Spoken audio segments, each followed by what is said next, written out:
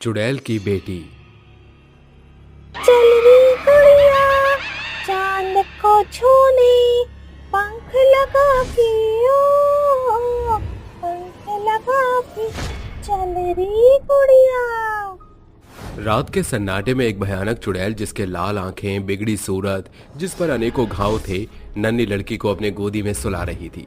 तभी अचानक वो हड़बड़ाते हुए कहती है, 12 बज गए, मेरे जाने की घड़ी आ गई है। चुड़ैल उस बच्ची को बिछोने पर सुलाकर जाने लगती है।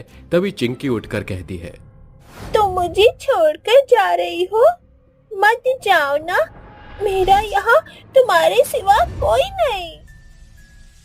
चिंकी, मुझे जाना ही होगा, मैं कल फिर लौटूंगी। चुड़ैल चिंकी से आंचल छुड़ाकर हवा में उड़ जाती है। तभी गांव में रहने वाला महेंद्र साइकिल पर सवार होकर गांव की सीमा में घुसते हुए कहता है, चला जाता हूँ किसी की धुन में, धड़कते दिल के तराने लिए। वो गुनगुनाते हुए जैसे ही ऊपर ताकता है, महेंद्र की नजरें आसमान के बीचों बीच उड़ रही चुड़ैल पर जा पड़ती है और डर कर साइकिल उसके हाथों से छूट जाती है और वो बोल पड़ता है, अरे दादा, ये तो नरभक्षी चुड़ैल है, पर ये अपना लोग छोड़कर हमारे गांव में क्या कर रही है। महेंद्र थरथराते हाथों से अपनी साइकिल उठाकर फुर्ती से भागने लगता है कि चुड़ैल उसे आगे से घेर कर कहती है, अकेले अकेले कहाँ जा रही हो, हमें साथ ले लो, जहाँ जा रही हो। अब कैसे बचूं इस चुड़ैल से, कहाँ जाऊं? तुझे क्या लगा वो तुम दबाकर भाग जाएगा? तूने मुझे देख लिया है, इसीलिए तुझे मरना पड़ेगा। फिर चुड़ैल उसको अपनी आंखों की आग से उसे जला देती है और वापस चिंकी के पास आकर कहती है, तुम अब तक जाग रही हो चिंकी? चिंकी कहती है, मैं जानती थी कि तुम जरूर आओगी। चुड़ैल रात भर चिंकी के साथ खेलती और सवेरा होने पर गायब हो जाती।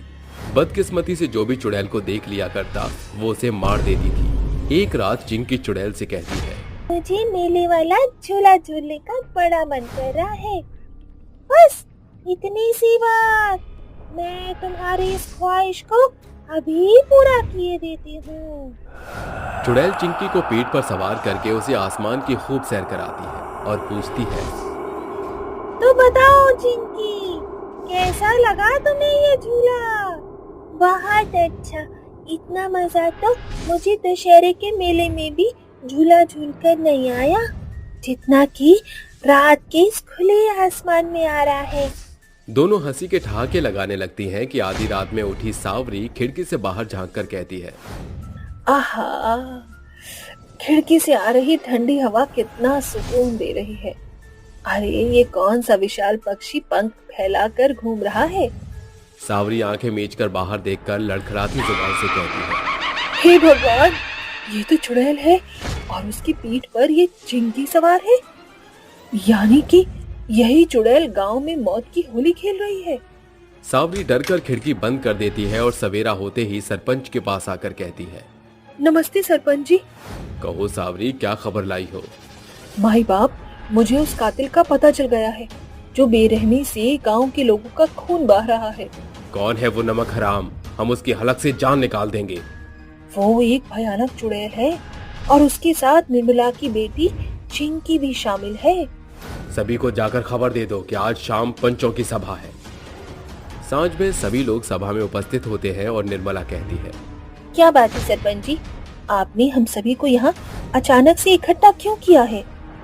भोली बनने की कोशिश मत करो निर्मला, तुम्हारी बित्ती भर की दिखने वाली बेटी गांव वालों की कातिल है।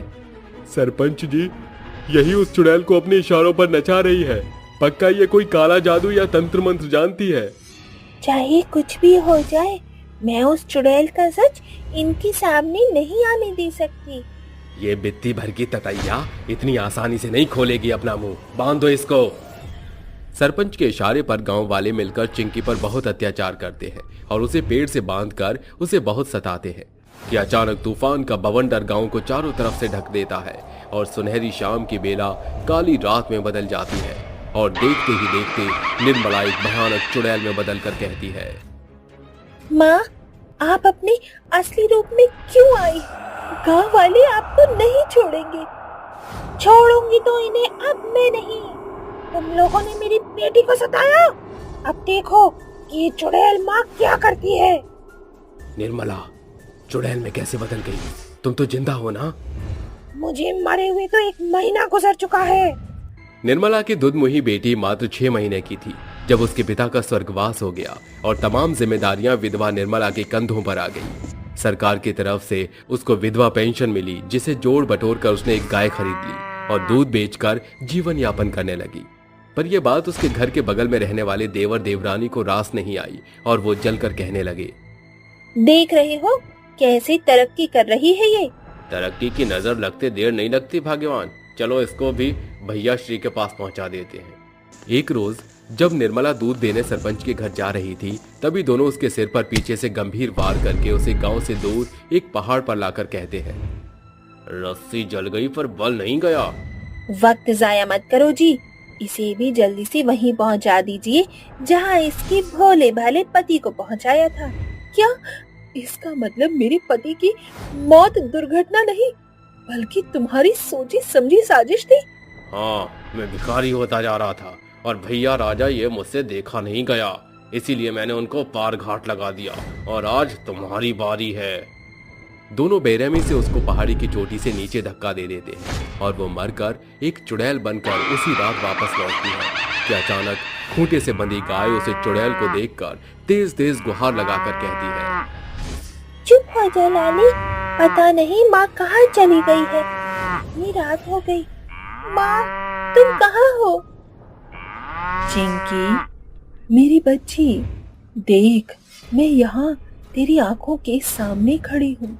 चुड़ैल चिंकी को छूने की कोशिश करती है पर वो नाकाम रहती है और चुड़ैल आंसू बहाते हुए मंदिर की सीढ़ियों पर खड़ी होकर कहती है, माँ तू तो जगत जननी है, इस बेबस माँ को शक्ति दे कि मैं अपने कातिलों से अपनी बेटी को बचा सकूं और अपना प्रतिशोध ले सकूं। अचानक तूफान तेज उठता है जिसके साथ आसमान से एक रोशनी उतरकर चुड़ैल के शरीर में समा जाती है और चुड़ैल चिंकी के पास आकर कहती है, चिंकी मेरी बच्ची। चुड़ैल दूर हटो मुझसे, कौन हो तुम? चुड़ैल अपने इंसानी रूप में आ जाती है और चिंकी कहती है, माँ तू मुझे छोड़कर कहाँ चली गई थी? मैं मर चुकी हूँ चिंकी, तेरे जालिम चाचा चाची ने मुझे मार डाला। चुड़ैल उड़ती हुई कमला और राकेश के घर आकर हड़कंप मचाते हुए कहती है, आज मैं तुम्हारे हलक से प्राण निकाल दूंगी। तुमने क्या सोचा था, मुझसे बच जाओगे? कमला बचाओ वरना ये चुड़ैल तो मुझे मार देगी। मेरी तो खुद ही कपकपी छूट रही है। चुड़ैल उन्हें मारकर अपना बदला हासिल कर लेती है और अपनी बेटी के साथ दिन के समय इंसान और रात में चुड़ैल बनकर रहने लगती है। तुम्हारा बदला पूरा हो चुका है, फिर तुम इस गांव से आखिर क्यों जुड़ी हो? ये तुम्हारी दुनिया नहीं है, तुम्हें जाना होगा। मैं यहाँ से चली जाऊंगी, पर मेरी भोली बेटी की देखभाल तुम्हें करनी होगी। हम तुम्हें यकीन दिलाते हैं कि चिंकी का अच्छे से ख्याल रखेंगे और मिलकर इसकी जिम्मेदारी उठाएंगे। अलविदा कुड़िया, तुम्हारी माँ के जाने का वक्त आ गया है। इस तरह चुड़ैल अपनी अनाथ बेटी का भार गांव पर छोड़कर मुक्त हो जाती है और जब कभी चिंकी को माँ की कमी महसूस होती तो चुड़ैल उसे दिखाई दिया करती।